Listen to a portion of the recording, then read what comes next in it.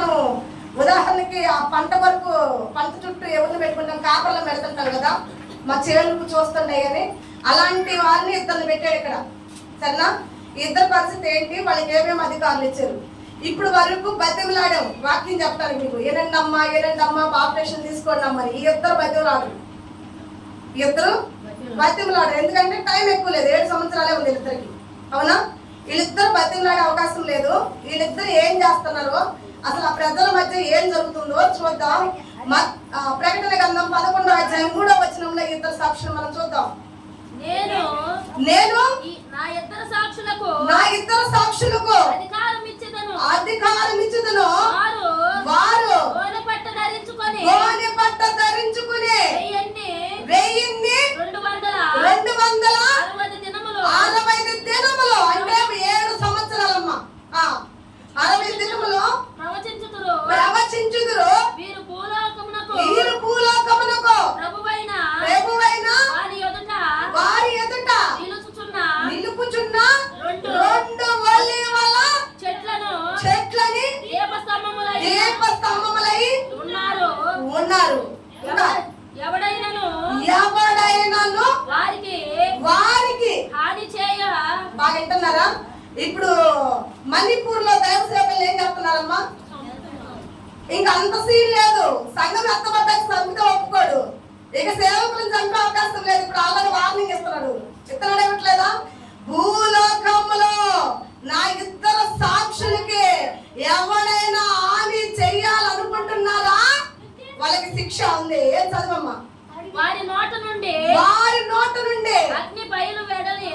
వింటున్నారా? ఇది అండర్లైన్ చేసుకోండి మీ మైండ్ లో. ఇప్పుడు మేము మైక్ పెడితే తగులుకొస్తారు ఇప్పుడు వాస్తవంగా. అవునా?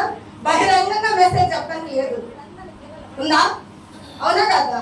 వీలైతే తీసుకొని జైలుకైనా వేస్తారు, పగులు వేస్తారు, అలాగే వేస్తారా, పేతులు వేస్తారు, అలాగే దైవ సేవకులను తలకిందులుగా కోసారు, నూనె మసులుతున్న నూనెలో తీసుకొని పడేస్తారు. ఈ మాటలు ఎందుకు చెప్తున్నారు మీరు? ఈ వాక్యం ఎందుకు బోధిస్తున్నారు మీరు? ఈ క్రీస్తు ఎవరు? ఈ మాదిగో దేవుని మాలలో దేవుని తీసుకొచ్చి మా ఇళ్ళలో పెట్టారేనని చెప్పి భయంకరంగా శిక్ష వేశారు. అప్పుడు వేయలేదా? వేశారు, చచ్చిపోయారు, మరణించారు. ఆఖరికి ఇప్పుడు మణిపూర్ లో కూడా జరుగుతుంది. స్త్రీలైతే లగ్నంగా నడిపిస్తున్నారు వస్త్రాలు లేకుండా, పురుషులైతే భయంకరంగా నడుపుతున్నారు. ఇంకంత సీన్ ఇవ్వడం సంఘం ఎత్తబడ్డాక ఎవడు ఇంకా చేసే పని వాళ్ళ సేవకుల మీద. అప్పుడు ఏమవుతుందో తెలుసా? సేవకులు వాళ్ళిద్దరు బహిరంగంగా బోధిస్తారు. ఇప్పుడు బజార్లో ఉంటా వాళ్ళిద్దరు బోధిస్తున్నప్పుడు ఎవడైనా వాళ్ళని హామీ చేయడానికి వస్తే, వాళ్ళని చంపడానికి కానీ, వాళ్ళని సిలివేయడానికి కానీ, వాళ్ళని తీసుకుని చెరసాలలో పెట్టడానికి కానీ వచ్చారనుకో, వాళ్ళ నోటి నుంచి ఏమొస్తుందంట? అగ్ని వచ్చి ఎవరైతే వాళ్ళని శిక్షించాలనుకుంటున్నారో వాళ్ళని కాల్ చేస్తారంట. వీళ్ళిద్దరు ఏం చేస్తారు? ఎవడన్నా కొట్టుకున్నాడు వచ్చే శిక్ష ఎవడన్నా ఉంటాడా? హల్లెలూయా. తర్వాత నెక్స్ట్ వారి శత్రువులను దహించి వేయును కనుక ఎవడైనాను వాళ్ళకి హాని చేయ ఉద్దేశింప తెలిసిన అలాగనే వాడు చంపబడవలెను, వాళ్ళు నిప్పుతో కాల్చబడి చంపవలను. ఒకటి గుర్తు పెట్టుకోండి. ఈ వాళ్ళ నోటి నుంచి ఏమొచ్చింది అన్నాడు ఇక్కడ, ఇది గుర్తు పెట్టుకోండి. ఈ మాటలు ముఖ్యం, ఎందుకంటే ఇద్దరు సాక్షులు ఎవరో మనం తెలుసుకోవాలి కదా. లాస్ట్ లో వాళ్ళు చేసే పనులు గుర్తు పెట్టుకుంటే ఆ ఇద్దరు సాక్షులు ఎవరో మనకు తేలిద్ది. ఒకటి అగ్ని వచ్చింది అంట వాళ్ళ నోటి నుంచి. రెండోది ఏమొచ్చిందో చూడమ్మా, వాళ్ళు ఏం చేస్తారు? రెండోది తాము ప్రవచింపు దినముల్లో వర్షము కురవకుండా ఇంకా వాళ్ళ మీద కనుక ఏదన్నా శటాలు వేయటం మొదలు పెట్టారు అనుకో, వాళ్ళు ఇబ్బంది పట్టడం మొదలు పెట్టారు అనుకో, వర్షాలు నాటేస్తారు. వాళ్ళిద్దరు ఏం చేస్తారంట? వర్షం రానిరంట, వీళ్ళకి చుక్క నీళ్ళు లేకుండా చేస్తారంట. ఒకవేళ చాలా నీళ్లు వాళ్ళు స్టాక్ పెట్టుకుని ఉండొచ్చేమో. అవునా? కొంతమంది డబ్బులు స్టాక్ పెట్టుకుంటుంటారు కదా, అట్లా వీళ్ళు స్టాక్ చేసుకుని ఉంటారేమో. ఆ వాటర్ తాగుతారేమో అని మీరు అనుకోవచ్చేమో. పైనుంచి రానికపోతే, కింద నుంచి రానికపోతే స్టాక్ అయిన వాటర్ ఏం చేస్తారు అనుకుంటే, దానికి కూడా ఉంది ఇక్కడ ఆన్సర్స్. ఏం చేస్తారు? ఈ మాట అందులో చేసుకోవాలా. మొదటిది వాళ్ళ నోటి నుంచి అగ్ని వచ్చింది. రెండోది అయితే వాళ్ళ వర్షాన్ని రాకుండా ఆపేస్తారు. బాగా గుర్తు పెట్టుకోండి. ఇవే మీ రానికి నాకు ఇవ్వాల్సిన సాక్ష్యాలు.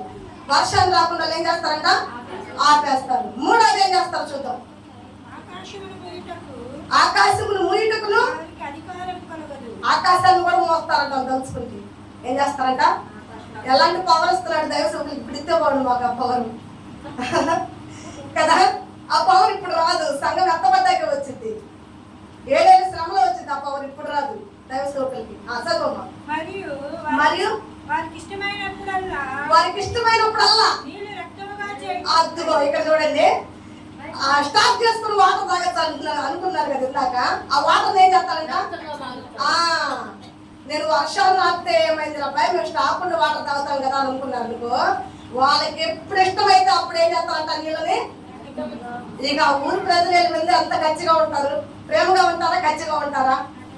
వీళ్ళు ఎలా తగపించారు నాయన, వీళ్ళిద్దరిని చంపుదామంటేమో మంటలు పంపిస్తున్నారు మనం చంపడానికి, కొడదామంటేమో వర్షాన్ని ఆపేస్తున్నారు. వాళ్ళకి ఏదైనా శాపాలు పెడదామంటే మనం తాగే నీళ్లు కూడా లేకుండా నీటిని ఏం చేస్తున్నారంట? యుద్ధ సాక్షులు ఇవన్నీ చేస్తుంది. ప్రపంచాన్ని ఆడుకుంటారంట వీళ్ళిద్దరు. చెరవ పక్క చేయలేదని వీళ్ళిద్దరు ఏం చేస్తారు? ప్రపంచాన్ని చుక్కలు చూపిస్తారు ప్రపంచానికి. ఇప్పుడు మీరు మాకు చూపిస్తారా? నెక్స్ట్ మీకు చూపిస్తారు చుక్కలు. ఇద్దరు ప్రవర్తలు వచ్చి హల్లెలూయా. ఇక చూడు ఇంకా ఉంది చాలా. నానా విధములైన తెగుళ్ళు కూడా పెడతారంట. ఏం చేస్తారంట? ఇది కూడా గుర్తు పెట్టుకోవాలా. ఇప్పుడు మీకు ఎన్ని గుర్తు పెట్టుకోవాలని చెప్పాను నేను, చెప్పండి. ఫస్ట్ది, రెండోది, మూడోది రక్తం. ఇప్పుడు నాలుగోది తెగుళ్ళు రాకుండా కూడా పర్మిషన్ ఉందంట. ఏముందంట? వాళ్ళ జోలికి ఎవరైనా పోయారనుకో ఊరు మొత్తం మీద తెగులు పెట్టేస్తారంట. సపోజ్ మొన్న వచ్చిన కరోనా వైరస్ తెగులు, ఆ వైరస్ తెగులు వచ్చినప్పుడు పిట్టలు రాలిపోయినట్టు రాలిపోయినా, చెట్టుకున్న పోతలు రాలిపోయినట్టు రాలిపోలా, సమాధి సరిపోయినాయా, అంబులెన్స్లు సరిపోయినాయా, ఆప్షన్ సరిపోయిందా? చాలేదు కదా, ఇంకా పెడతారు వీళ్ళు తెగులు. అందుకని డేంజర్ తగిలింది. హల్లెలూయా. అదే యోధా పవర్ అంటే అప్పుడే వచ్చింది. కొదమ సింహం కదా అప్పుడు వదిలేది. ఇంకా భూమిని బాధించుటకును వాళ్ళకి అధికారము కలదు. వారు సాక్ష్యం చెప్పుట ముగించిన తర్వాత అగాధములో నుండి చాలు. ఇంతవరకు మనం ఆపేద్దాం. ఘోరముఖం ఒకటి వచ్చింది, తర్వాత సాక్ష్యం అంతా అయిపోయినాక. అంటే 7 సంవత్సరాలు పూర్తవుతాయి సాక్ష్యం అయిపోయాక. అర్థమవుతుందా? 7 సంవత్సరాలు ఏమవుతాయి అంట? పూర్తవుతాయి. 7 సంవత్సరాల్లో చెప్పిన మాట వినని వాళ్ళకి నీళ్లు తెగులుగా వస్తుంది, రక్తంగా మారుస్తాడు, నిప్పులు కురిపించాలని చంపినుకుతాడు, భయంకరమైన విధాలుగా పెడతాడు. అవునా? ఇది 7 సంవత్సరాలు పూర్తయింది. 7 సంవత్సరాల తర్వాత వాడికి ఒకరికి అధికారం ఉంది. ఎవడాడు? పాతాళంలో ఘోరముగా ఉంది. వాడు లూసిఫర్. ఆకాశంలో నెట్టబడినప్పుడు వాడు భూలోకంలోకి వచ్చాడు. భూలోకంలో నుండి భూమి కింద ఉన్నాడు. అవునా? అగాధ జలముల కింద ఉన్నాడు. ఇప్పుడు ఆ జలముల కింద నుండి ఒక ఘోరముఖం బయటకు వచ్చింది. ఆ బయటకు వచ్చిన వాడికి 2 సాక్షులను చంపేస్తాడు. ఏం చేస్తాడంట? ఇడితే చచ్చిపోవాలి. డౌట్ రాట్లా మీకు? వీళ్ళిద్దరు కూడా పైకి వెళ్ళాలి కదమ్మా, వెళ్ళాలా లేదా? వీళ్ళిద్దరు కూడా పైకి వెళ్ళాలంటే ఏం చేయాలి? ఇక్కడ సాక్ష్యం పూర్తి అవ్వాలి. సేవకులు సేవ చేస్తున్నాం. సువార్త అంతా అయిపోయినాక విశ్రాంతి దినం మా ఇంటికి మేము చేరాలా లేదా? అయిలే అది బాగు. అవునా? వెళ్ళాలా లేదా? ఇప్పుడు వీళ్ళిద్దరు సాక్షులు వాక్యం వినని వాళ్ళకి చేసిన శిక్షణ మీకు గుర్తున్నాయా? కొనిగాలేవా? ఫస్ట్ ఏంటిది? అగ్ని. ఇప్పుడు 3 వ్యక్తులు మనకి వస్తున్నారు. ఇద్దరు సాక్షులు. అది ఉంది 2, కానీ 3 వ్యక్తులు మనకు తెలుస్తున్నారు. ఒకటి మోషే, ఆనోహు, రెండోది ఏలియా. ఇప్పుడు ఆకాశం నుండి అగ్ని అనే దాని గురించి, అగ్ని అధికారం ఏలియాకు ఫస్ట్ నుంచి ఉంది. ఉందా లేదా? ఆహాబు ఇశ్రాయేలు ప్రజలు హింసిస్తున్నప్పుడు మొదటి రాజుల గ్రంథం 17వ అధ్యాయం ఒకసారి చదవమా. మొదటి రాజుల గ్రంథం 17వ అధ్యాయంలో ఏలియా అగ్ని రప్పించాడా లేదా మనం చూద్దాం.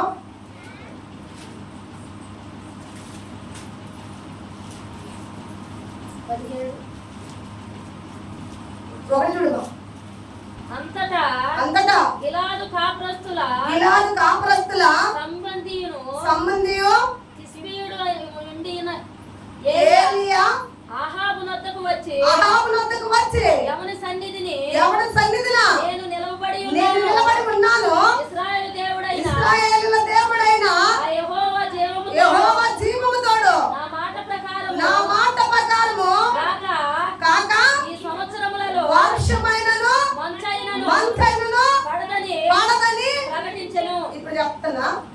మనం ఇందాక చదువుకున్న ఇద్దరు సాక్షుల్లో వర్షాన్ని ఆపుదలుచుకుంటారు, వాళ్ళిద్దరు తలుచుకుంటే ఆపుతున్నారా?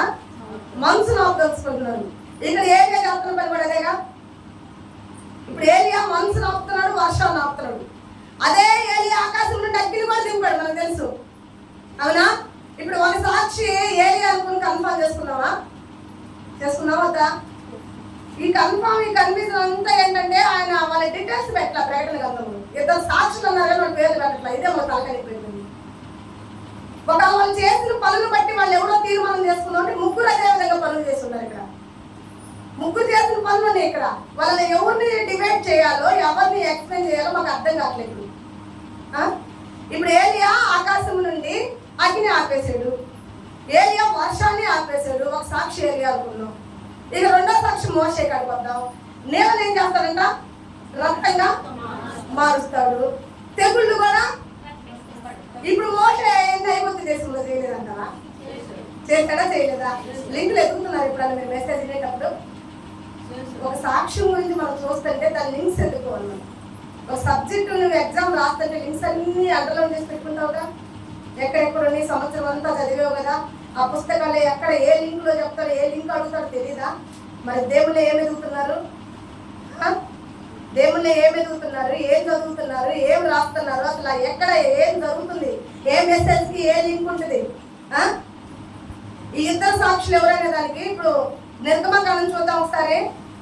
రెండో వ్యక్తి గురించి మనం మాట్లాడదాం. నిర్గమకాండం 7వ అధ్యాయం 20వ వచనంలో చూడండి. మోషే చేసిన పనులు కూడా మనం చూద్దాం.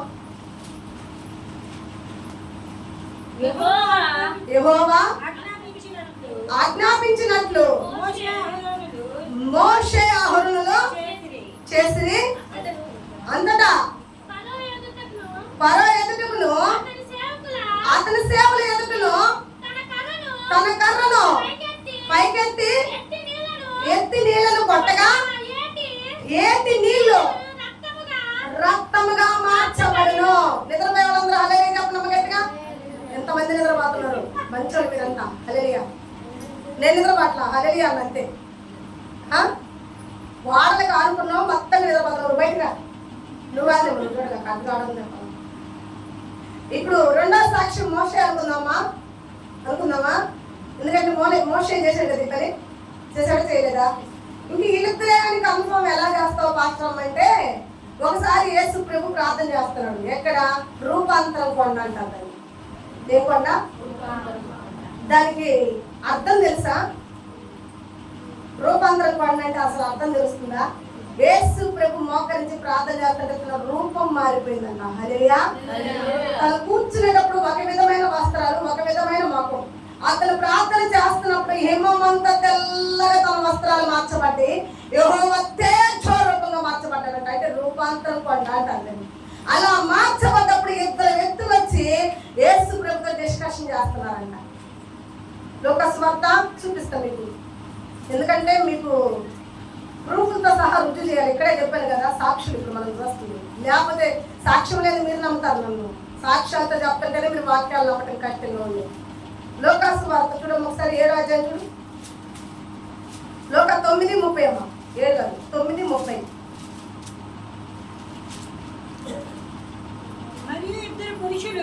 మరి ఇద్దరు పురుషులు ఆయనతో మాట్లాడుతుండ్రి. ఓరి మోషే, ఇక్కడ కన్ఫర్మ్ చేసుకోండమ్మా. ఇద్దరు ఉన్నారు ఇక్కడ, అవునా? ఇద్దరు వచ్చి యేసు ప్రభుతో డిస్కషన్ చేస్తున్నారు. ఏంటా డిస్కషన్ అంటే సిలువ అయిపోతుంది యేసయ్యకు, అవునా? శ్రమల కాలం ఆరంభమైన సిలువ అయిపోతున్నారు. ఇప్పుడు మోషే ఏలియా వచ్చి డిస్కషన్ చేస్తున్నారు. అయ్యా ఎప్పుడు జరగబోతుంది, ఏ రోజు జరగబోతుంది, ఏంటి ఆ పని, ఏంటి ఆ మాట ఏంటని వీళ్ళు ముగ్గురు మాట్లాడుకునేటప్పుడు ఒక మనిషి కట్టుకోబడ్డారు.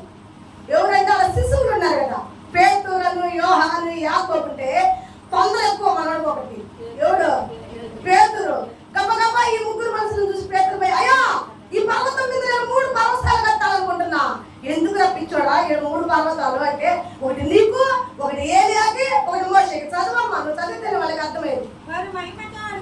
వారి మహిమతో అగపడి ఆయన యెరూషలేములో నెరవేర్చబోవు నిర్గమన గురించి మాట్లాడుచుండిరే. పేతురును అతనితో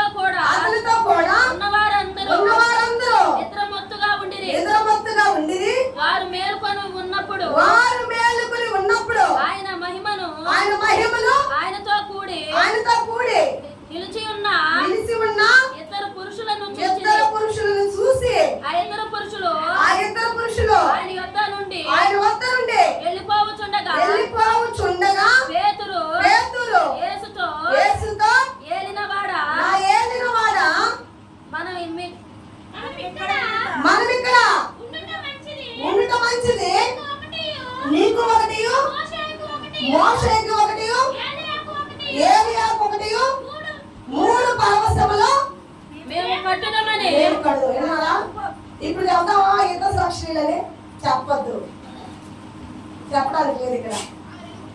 అవునా? చెప్తానుకుందా? కన్ఫామ్ ఉందిగా పాస్టర్ అంటారా? కన్ఫామ్ అర్థమైపోతుంది కదా, ఇంకా డౌట్ ఎందుకు? ఏరియా అనేక సార్లు మంటలు రప్పించాడు. అవునా? అనేక సార్లు వర్షాలు ఆపేశాడు. అవునా కదా? మళ్ళా కరివేల పర్వతం వద్దకు పోయి వర్షం పడాలని ప్రార్థిస్తే అరిచే మందం మేఘం వచ్చి వర్షాలు కురిపించింది. అంటే ఆయన తలుచుకున్నప్పుడు వర్షం ఆగిపోతుంది, ఆయన తలుచుకున్నప్పుడు వర్షం వస్తుంది. ఆయన రమ్మంటే అగ్ని వస్తుంది, ఆయన పొమ్మంటే అగ్ని పోతుంది. మొదటి వ్యక్తి ఏరియా కన్ఫర్మ్. అవునా? ఇప్పుడు రెండో వ్యక్తి ఆయన కర్రతో కొడితే నీళ్లు రక్తంగా మారుతుంది. ఆయన కర్ర ఎత్తి పైకి చూపిస్తే తెగుళ్ళు వచ్చేస్తాయి, నలులు పడుతున్నాయి, పేరు పడుతున్నాయి, ఆ దుమ్ము ధూళి మిడతలు అన్ని వస్తున్నాయి. రెండో వ్యక్తి కన్ఫర్మ్. అయితే ఈ ఇద్దరు కన్ఫర్మ్ కాదంటానికి కూడా పేదలు కల్లారు చూశాడు. అవునా? పరవశాలు కడతానని క్లారిటీగా చెప్పాడు. దేవుడు ఏమంటున్నాడంటే పోరపించోడా అన్నాడు. అవునా? ఎందుకు అన్నాడు పోరపించోడని? కట్టమని ఓడే కదా. ఎందుకు కట్టేస్తున్నాడు? వాళ్ళిద్దరు వాళ్ళ సాక్షులు అయితే ఎందుకు కట్టేస్తున్నాడు? ఈరోజు మిమ్మల్ని క్లాస్ తీయడానికే బాగా ప్రిపేర్ అయ్యాను అక్కడి. అలాగే మీరు అనుకుంటున్నారు గంటల ప్రిపేర్ అయ్యాను, ఏడుకి వచ్చే ప్రిపేర్ అయ్యాను. ఈ 2 రోజులు రెస్ట్ ఉన్నానా? 2 రోజుల ఈ వారం అసలు రెస్ట్ ఉంచేవా? నన్ను ఇంకా గుంటూరు 2 సార్లు తిప్పింది ఈ వారం, చీరాల 1 సారి తిప్పింది. ఈ మిగతా 2 రోజులు మీ ఊర్లోనే ఉన్నా. నూతల పట్ల ఉన్నాను. అసలు ఉన్నాను నూతల పట్ల. ఉదయం మొదలుకుంటే సాయంత్రాలు పంపిస్తాను. ఇది జరుగుతుంది. 2 రోజుల నుంచి కూడా నన్ను ఖాళీగా అక్కడ ఉంచింది లేదు. హల్లెలూయా. ఇప్పుడు వీళ్ళిద్దరా కాదా? మూడో వ్యక్తిని కూడా చెబుతాను, ఎందుకు ఏడుస్తారు. హల్లెలూయా. మూడో వ్యక్తి ఎవరని చెప్పారు ఇందాక? ఆనోకు. ఒకసారి చూద్దాం. ఆదికాండం ఆనోకు గురించి కొన్ని మాటలు. ఆదికాండం 5వ అధ్యాయం 24వ వచనంలో కొన్ని మాటలు మనం చూసుకుందాం ఆనోకు గురించి. అమ్మా నిద్రపోతున్నారా? నిద్ర మొత్తం వదిలేసింది. మెసేజ్ ఆనోకు దేవుడితో నడిచి తర్వాత దేవుడు అతన్ని ఇది అంటలో వేసుకోండి మైండ్ లో. ఆనోకు మరణించాడా? దేవుడు తీసిపోయాడా? మెసేజ్ వింటున్నారా మీరు? చెవులని అందరికి సంఘం ఆత్మ చెప్పుచున్న మాట ఎవరైనాలి? అయితే లేవా మీకు చెవులు? ఇంటికాడ మీరు వాళ్ళ వచ్చారు తేలాడుకుంటారు. ఒకసారి పెట్రాలు పట్టుకుని వచ్చారు కదా, మరి అడుగుతున్నప్పుడు సమాధానం చెప్పండి. స్పందన ఉందా? రోబోట్లం కాదుగా మనం, కాదుగా మన శ్వాస ఉంది. స్పందిస్తాం మనం. స్పందించండి. స్పందిస్తారా? ఇప్పుడు చెప్పండి ఏంటంటారా? ఏం చెప్పింది ఇప్పుడు అమ్మాయి? ఏం జరిగింది? దేవుడు ఆనోహుని తన ఎంట తీసుకుని పోయాను. ఇక్కడ ఆగండి, మనం ఇక్కడ స్టక్ అవుదాం. ఇప్పుడు ఏలియాను కూడా దేవుడే తెచ్చిపోయాడు. 2వ రాజుల గ్రంథం. అవునా కదా? అగ్ని రథాలు వచ్చినాయి. ఆ రథాల మీద ఏలియాని ఇప్పుడు ఏలియా చనిపోయాడా? ఆనోహు చనిపోయాడా? మోషే చనిపోయాడు. అవునా? ఇప్పుడు వీళ్ళిద్దరు సాక్షులు చచ్చిపోయారు. నాకు మీకు గుర్తుందా? మనిషికి ఒకసారే మరణం, 2 సార్లు మరణం లేదు. అవునా? వీళ్ళిద్దరు మరణించుకుంటూ వెళ్ళారు. మరణించుకుంటూ వెళ్ళిన వాళ్ళు పరదేశం వెళ్ళలేరుగా. అన్ని మధ్య ఆకాశంలో స్టాక్ అయి ఉన్నారు. ఇద్దరు వెళ్ళారు రథాల మీద, కానీ దేవుడి వద్దకు వెళ్ళాలి. ఇంకా వీళ్ళు ఎక్కడున్నారు? మధ్య ఆకాశంలో ఉన్నారు. ఇప్పుడు సంఘం కూడా ఎత్తబడింది. ఎత్తబడిందా? ఇప్పుడు వాళ్ళిద్దరు కిందకు వచ్చి చచ్చిపోవాలా లేదా? ప్రకటించాలా మరొకసారి. వాళ్ళు వచ్చి కిందకు వచ్చి మరలా ప్రవచించాలా, మరలా వాళ్ళకుండా పనులు చేయాలి. మరి మోషే ఎత్తి చేద్దాం. మోషే వర్షం రప్పించాడు కదా, నీళ్ళను రక్తం చేశాడు కదా, మరి ఆనోహు రక్తం చేయలేదు కదా నీళ్ళు. ఇది పెద్ద సైన్స్ ఉంటుంది. మీరు బాగా సరేనా? నేనే ఈ మెసేజ్ అండర్లోడ్ చేసేటప్పుడు 4 రోజులు తలబట్టుకున్నా. ఒకసారి ఎక్కడ బైబిల్ 66 పుస్తకాలు మొత్తం జల్లిడేసినట్టు వేసి ఒకసారి అయితే ఏదిరా నాయన దీని ఒక రిఫరెన్స్ ఏంటి, అసలు ఎక్కడ దొరికింది, నాకు ఏం చెప్పాలి, దీన్ని ముగింపు ఉండాలి కదా. ఆరంభం ఇస్తే ఎలా ఉంటుందంటే అబ్బాయి తర్వాత ఏం జరిగింది, అసలు దీనికి అయిపోయింది, ఇక నిద్రపడతారు మీరు, మెరుగుగానే ఉంటారు. మీకే అలా ఉంటుంది, ఇక మాకు ఎలా ఉంటుంది? ఉంటా ఉండదా? దీని ముగింపు ఎక్కడ ఉందని ఎత్తితే హెబ్రీల్ పత్రికలో కనపడింది. చూడండి దానికి ముగింపు. హెబ్రీల్ రాసిన పత్రిక 9వ అధ్యాయం 27వ వచనంలో ఒకసారి మనం చూద్దాం. 9:27 హెబ్రీల్ రాసిన పత్రిక 9వ అధ్యాయం 27వ వచనం. సిరి వాక్యం అందించుకోండి. తీసుకొని చదవాలి. చూసేవాళ్ళు మనుషులు ఒక్కసారే మృతి పొందాలి. ఇది కన్ఫర్మ్ అయిపోయింది ఇక్కడ చాలా. మనుషులు ఒక్కసారి ఏం చేయాలంట? ఒకసారి తెచ్చిన వెళ్ళొస్తాడా? చాలా సార్లు మీరు డైలాగ్ ఆడుతుంటారు. మనుషులు ఒకసారి పెళ్లి చేసుకుంటారమ్మా, ఒక్కసారి చచ్చిపోతారని ఇప్పుడు 100 సార్లు చేసుకుంటారు పెళ్లి. ఒకసారి పెళ్లి అంటారు లేదు అవునా? ఈ పెళ్లి కాకపోతే ఇంకొక పెళ్లి చూడొచ్చు, వాళ్ళే మళ్ళీ పరాయదు కాదు. కానీ సాగు మాత్రం ఒక్కసారి ఒకసారి తెచ్చినప్పుడు మళ్ళా పుట్టలేదా? పుడతాడా? ఒక్కసారి కన్ఫామ్గా తెచ్చుకోవాలి.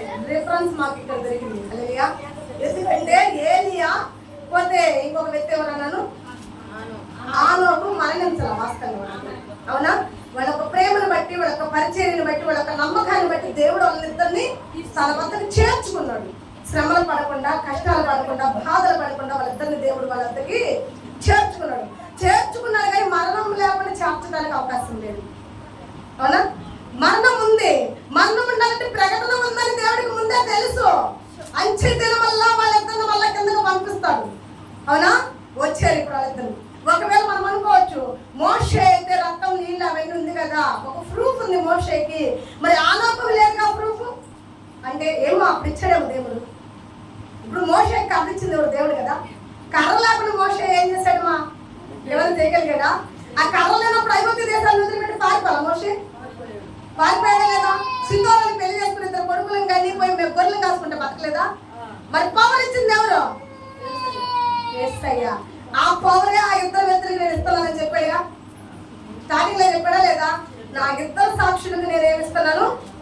పవర్ ఇస్తున్నా. హల్లెలూయా. వాళ్ళు వచ్చి ఏం చేస్తారు? సువార్త ప్రకటిస్తారు. వాళ్ళు ప్రకటిస్తున్నప్పుడు వాళ్ళ మీదకి వ్యతిరేకంగా లేచిన వాళ్ళని అగ్నిలో కాలుస్తారు. అవునా? ఇప్పుడు కన్ఫర్మ్ చేసుకున్నారా? ఈ ముగ్గురులో ఎవరు? నేను చెప్పానా?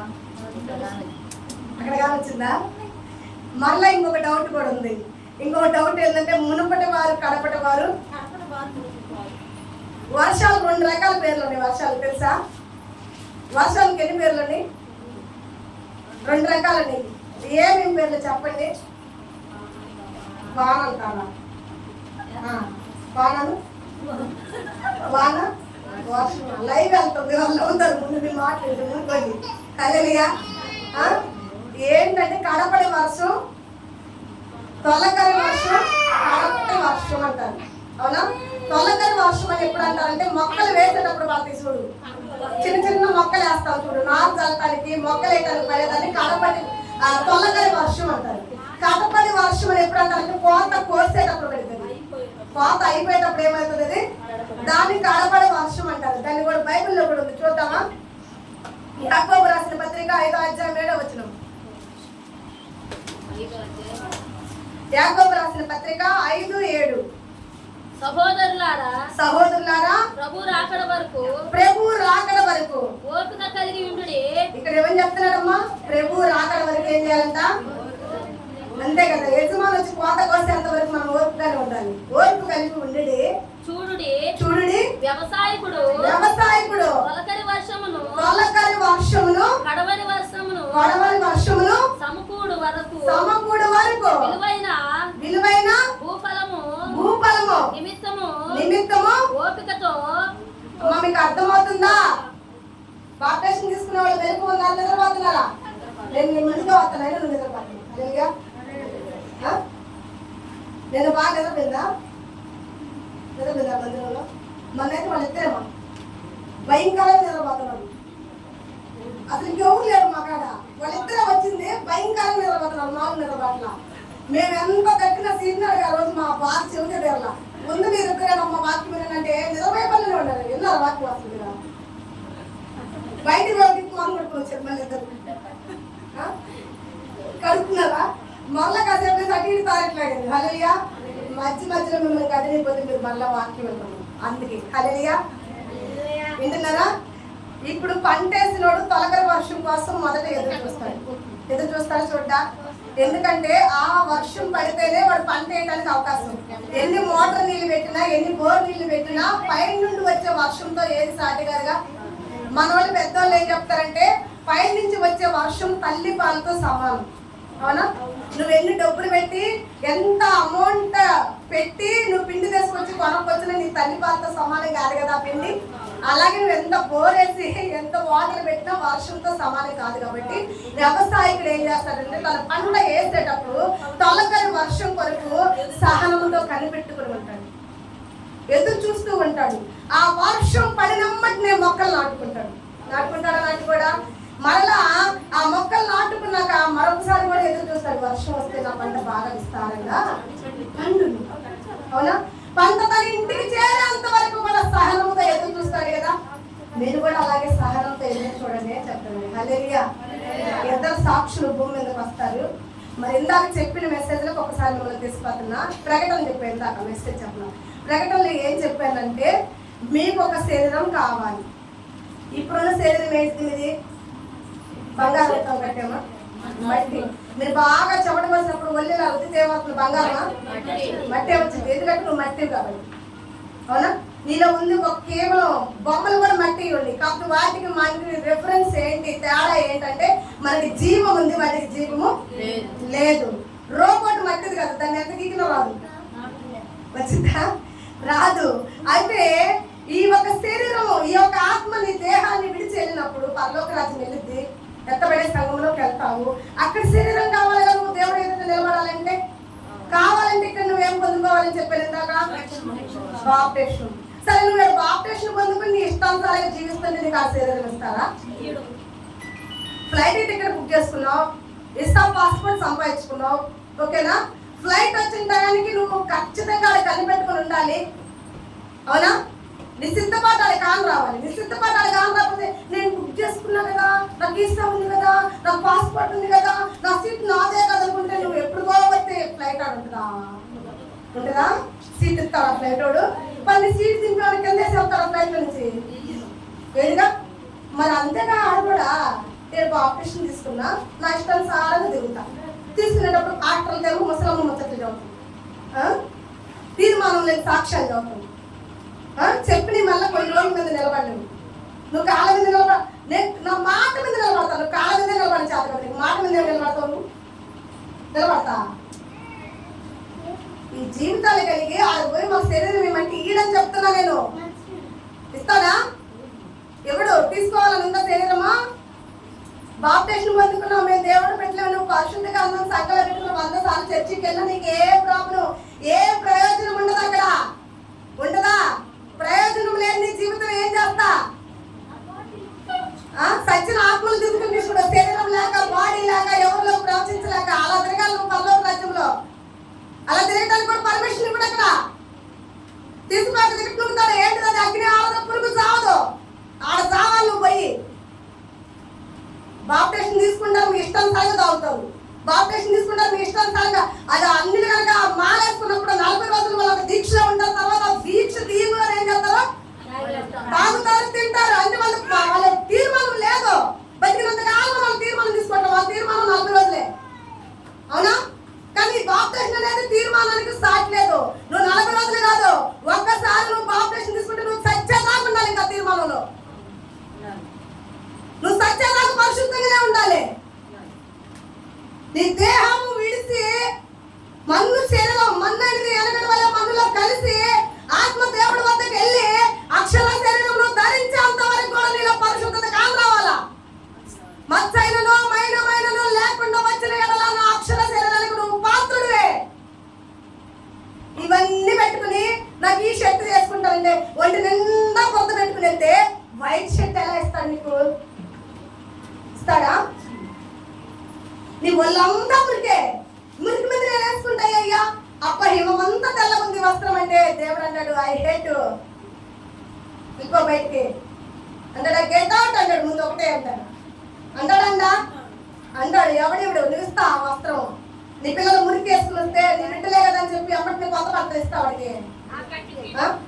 ఇవ్వలేరుగా. మరి గుర్తు పెట్టుకోండి, పాపం అనే మురికిని, శాపం అనే మురికిని ఇవన్నీ తీసేసుకోకుండా నువ్వు నేను సంపాదించుకున్న బాప్టిజం ఇచ్చుకున్నా, నాకు అక్కడ శరీరం ఉంది. ఇక్కడ ఎప్పుడు చోట్ల మనుషులు కళ్ళు కప్పు, దేవుడి కళ్ళు కప్పులే చూసుకోమున్నది. యెహోవా కను దృష్టి లోకమంతా సంచరిస్తుంది. నువ్వు మారు మూల గ్రామంలో ఏదో ఒక మూలకు దాక్కుని ఆయన చూస్తూనే ఉంటాడు. నువ్వెక్కడ దాక్కున్నా ఆయన చూస్తూనే ఉంటాడు. నీ క్రియలు, నీ పద్ధతి, నీ వ్యవహారం అంతా కూడా దేవుడు అచ్చుగుద్దిన సీసీ కెమెరా తెలుసు మీ అందరికీ. ఒక దొంగ వచ్చి దొంగతనం చేస్తుంటే అమ్మటే దాన్ని ఏం చేస్తారు, ఓపెన్ చేస్తారు. ఓపెన్ చేసినప్పుడు ఏంటి, ఆ దొంగ ఏమైపోతారు సీసీ కెమెరాలో? సీసీ కెమెరా కన్నా ఫాస్ట్ గా వెళ్తే దేవుడు కడుపు చేసేయాలి. ఆయన సీసీ కెమెరా అవసరం లేదు. ఇందాక కనురెప్ప మాటలు వెళ్ళాక పర్లోక రాజు వెళ్ళామా, పర్లోకం వెళ్ళామా, లేకపోతే ఆడను మధ్యాకాశానికి వెళ్ళామా? పర్లోకం మెసేజ్ ఈసారి చదువుతా, ఓకేనా లేదా? సరే, ఇప్పుడు ఆరాధన అయిపోయాక ఇస్తా, దాన్ని ఒక రిఫరెన్స్ కూడా మీకు చూపిస్తా. ఎందుకంటే స్వభంలో ఇది ఆపేట కూడా కరెక్ట్ కాదు. ఇప్పుడు ఎక్కడికి వెళ్ళాము మనందరమే? మధ్య ఆకాశంలోకి వెళ్ళాము. ఇక్కడ ఆగిపోయాము. ఇద్దరు సాక్షులు వచ్చారా? ఇద్దరు సాక్షులు కూడా ప్రకటిస్తున్నారు. ఇప్పుడు ఇద్దరు సాక్షులు మనము ఇద్దరిని కన్ఫర్మ్ చేసేస్తాం. ఆ ఇద్దరు ఎవరంటే ఏలియా, మోషే తీసి పక్కన పెట్టేసాం. అవునా? ఇప్పుడు వీళ్ళిద్దరు చనిపోవాలి. ఎందుకంటే వీళ్ళిద్దరు మరణం లేకుండా వెళ్ళారు కదా దేవుడి వద్దకి. వాళ్ళు ఇప్పుడు ఏ శరీరంతో ఉన్నట్టు? మట్టి శరీరం. దీన్ని విడిచిపెట్టాలిగా. వాళ్ళకి మహిమ శరీరం రావాలంటే మొదటి దీన్ని తిప్పాలి కదమ్మా. ఇప్పాలా లేదా? ఇది ఇప్పాలంటే వాళ్ళు మరణించాలి కదా. ఎంత దేవుడి వద్దకి వెళ్ళా మీరు డౌట్ వస్తుందా మీకు? పరదేశంలో ఉంది వాళ్ళు దొంగలు అన్నాడు కదా, అంటే దొంగ చచ్చిపోతేనే వెళ్ళింది. సిలువ దొంగ చచ్చిపోయలేడా పరదేశికి? చచ్చిపోకముందు వెళ్ళాడా? యేసు ప్రభు కూడా చచ్చితేనే వెళ్ళాడు పరదేశం. అవునా? మన్ను శరీరం పోతేనే కదా యేసు ప్రభు కూడా పైకి వెళ్ళింది. మరి వీళ్ళిద్దరు చనిపోతున్నట్టు వెళ్తారు పైకి. కాబట్టి వాళ్ళు మరలా ఏడు కిందకి పంపించారు. 7 సంవత్సరాలు వాళ్ళు సువార్త ప్రకటించారు.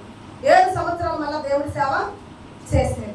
చేసినాక ఏమైంది? ఘోరముగానికి అవకాశం వచ్చేసింది. ఎందుకంటే ఇంక 7 ఒకసారి పంట కోస్తాం, రెండోసారి పంట కోస్తాం. పంట అంతా అయిపోయినాక మిగతా పంటను పందులకి, కుక్కలకి ఎత్తామా ఏమా? గొర్రెలకి ఇస్తామా ఏమా? బర్రెలకి ఇస్తామా ఏమా? ఏ కూడా మరి మెత్తలేదా? అలాంటి పరమేశ్వరుడు ఘోరముగానికి ఇస్తాడు. 2 టిప్పులు అవకాశం ఇచ్చారయ్యా. 2 టిప్పులు వాడి బుద్ధి లేని కాలం మారలేదు కాబట్టి ఇక నువ్వు వాటిని ఆట ఆడుకోపో అని చెప్తాడు. అనుభవంలో కూడా బయటకు వచ్చేస్తాడు. ఎవడాడు? ఘోరము. ప్రకటన గ్రంథంలోకి వెళ్ళారా? రైట్. ఇప్పుడు నచ్చింది చూడమ్మా. ఇది ఇలా చూరుకుండాలి. మెసేజ్ చెప్తుందే ఏ మాట ఎక్కడ తెసిపోతుందని దానికి ఒక గురి కలిగి ఉండాలన్నమాట. ఎక్కడ మళ్ళా మొదలు పెట్టించింది, ఎక్కడ ఆపుతుందని. ఇప్పుడు ఇద్దరు సాక్షుల కాడికి వెళ్తే వీళ్ళిద్దరు చచ్చిపోయే కాదు సర్వమ్మ. ఘోరముఖం ఒకటి బయటకు వచ్చిన కానీ ఘోరముఖం వాళ్ళతో యుద్ధము చేసి చేయించి వారిని చంపును. ఇప్పుడు మనం ఒక మాట గుర్తుందా? ఎవడైనా వాళ్ళకి హామీ చేయి తలుసుకునే ఎడలా వాళ్ళ నోటి నుంచి ఏమొచ్చింది? మరి ఇప్పుడు ఈ ఘోరముఖాన్ని చంపలేదు వాళ్ళిద్దరు. ఏమో చంపేరా? వీళ్ళు తలుసుకుంటే ఇప్పుడు పైన ఆకాశాన్ని ఆపుతున్నారు, కింద భూమిని ఆపుతున్నారు. మరి ఘోరముఖాన్ని ఎందుకు ఆపలేదు? ఎందుకంటే వాళ్ళిద్దరు చచ్చిపోవాలి. యేసు ప్రభు కూడా సిలువలో మరణించాలి కాబట్టి ఆ ఒక పిలాతు అపవిత్రమైన సాక్ష్యాన్ని కూడా అంగీకరించడా లేదా? అవునా? వాళ్ళందరూ సిలువేస్తున్నా, మేకులు పడుతున్నా, ఊమవుతున్నా, దేనికి పర్మిషన్ ఇచ్చాడు వాళ్ళందరికీ అంటే అతను మరణించాలి, ఈ మన్ను శరీరాన్ని విడిచిపెట్టాలి, అక్షర శరీరాన్ని ధరించుకోవాలి. కాబట్టి మౌనంగా ఉన్నాడు. కాబట్టి ఈ ఇద్దరు సాక్షులు కూడా ఇప్పుడు ఏం చేస్తున్నారు? ఘోరముఖ చేతిలో యుద్ధంలో ఇద్దరు ఓడిపోయారా గెలిచారా? ఓడిపోయారు. ఎందుకు ఓడిపోయారు? అసలు వాళ్ళని తెచ్చేస్తేనే అగ్ని రావాలి కదా వాళ్ళ నోట్లో నుంచి. ఏదమ్మా రావాలా లేదా? వాళ్ళ తెచ్చేస్తేనే, వాళ్ళ ఎందుకు ఎవరన్నా లెగిస్తేనే, వాళ్ళని తాకితే ఏం రావాలి? వాళ్ళ దానికి మంటలు రావాలి. కానీ ఇప్పుడు వీళ్ళు మంటలు ఇస్తున్నారా? ఇవ్వట్లేదు. ఇప్పుడు సిలువ వేసేటప్పుడు యేసు ప్రభు ఒక మాట అన్నాడు. ఒక ఎద్ద వచ్చి ఏమన్నాడంటే, నువ్వు సచ్చిన వాళ్ళని బతికిస్తావంట కదా, కుంటోళ్ళకి కాళ్ళు ఎత్తావంట కదా, గుట్టోళ్ళకి కళ్ళు ఎత్తావంట కదా, వాళ్ళ పిచ్చోళ్ళని నిన్ను చేస్తావు కదా, నిన్ను సిలువేస్తున్నప్పుడు నువ్వు ఎందుకు కాపాడుకోలేకపోతున్నా? ఇప్పుడు నేనున్న అనేక మంది రోగులు బాగా చేస్తున్నా, సడన్ గా నాకు ఒక రోగం వచ్చింది. నువ్వు అప్పుడు ఏమంటావు అంటే, ఇంతమందిని బాగా చేస్తుంటే ముందు నీ రోగాన్ని నువ్వు బాగా చేసుకోవాలంటావా? అంటారా? కన్ఫామ్గా అంటారు. ఎందుకంటే మానవ శరీరం కూడా పవర్ అలాంటిది. అవునా కదా? ఇప్పుడు యేసు ప్రభు కూడా అదే అడుగుతున్నారు. మరి నువ్వు సత్యంలో బతికించావు కదా, నువ్వు పాడు ఎత్తుకుని వెళ్తుంటే ఒక పిల్లోడిని పాడు ఆపి అతను బతికించావు కదా. మరి గుడ్డోడు వచ్చి నాకు కళ్ళు అంటే వాడు కళ్ళు ఇచ్చావు కదా, మూగోడు వచ్చి నాకు మాట అంటే వాడికి మాట ఇచ్చావు కదా. ఎంతమంది అడిగాడు?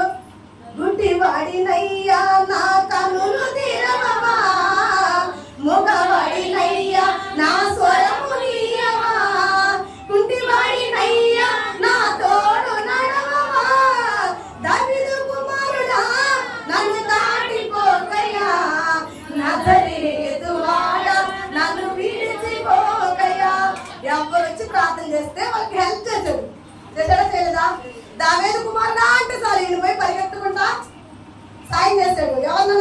లేదా కేకలేసిన వాళ్ళని?